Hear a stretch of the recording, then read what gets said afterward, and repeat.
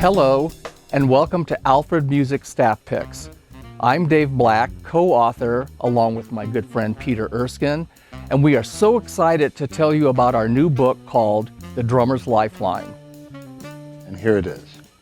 If you're a drummer, this book's for you.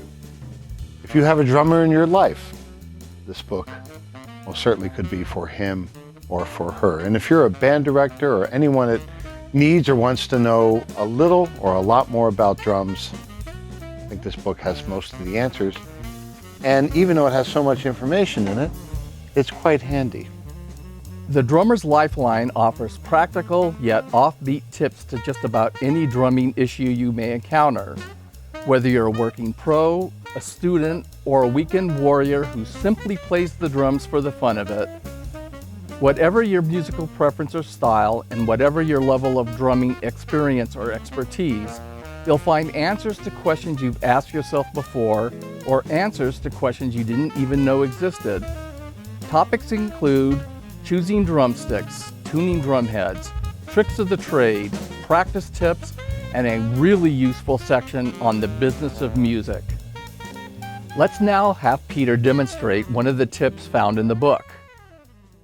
Here's an example from the book that's one of my favorite bits of advice to be able to pass along to you. And this concerns the brushes and picking them up at the beginning of a tune or in the middle of a performance. Now, the fact that we're playing brushes means that the listening environment, the ambient level of sound, is soft, it's quiet. And the last thing you want to do is, when you pick up your brushes to make some music, is to make a noise like this.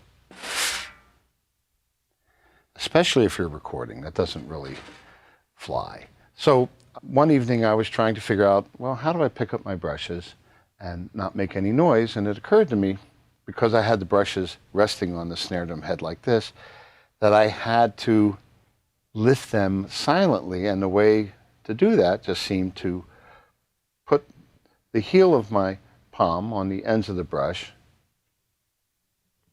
and just seesaw the brushes off the surface of the head. So it's virtually silent, and you go like that, as opposed to that sound. Whether you're working with a vocalist or playing with an orchestra or just a piano trio, it makes you a much better musical citizen to pick up your brushes or to lay them down quietly. And in terms of laying them down, you can certainly use the rim of the floor tom or the snare. By the way, if you need to do a quick switch between the brushes and the sticks, putting your brushes on the rim of the floor tom allows you to play the floor tom, and then you can still pick them up rather quietly. This is known as the ninja brush technique in certain parts of the world. Anyway, hope you enjoyed that tip. There are plenty more where that came from in The Drummer's Lifeline. Thanks. Good job. It was a pleasure working with you. Thanks.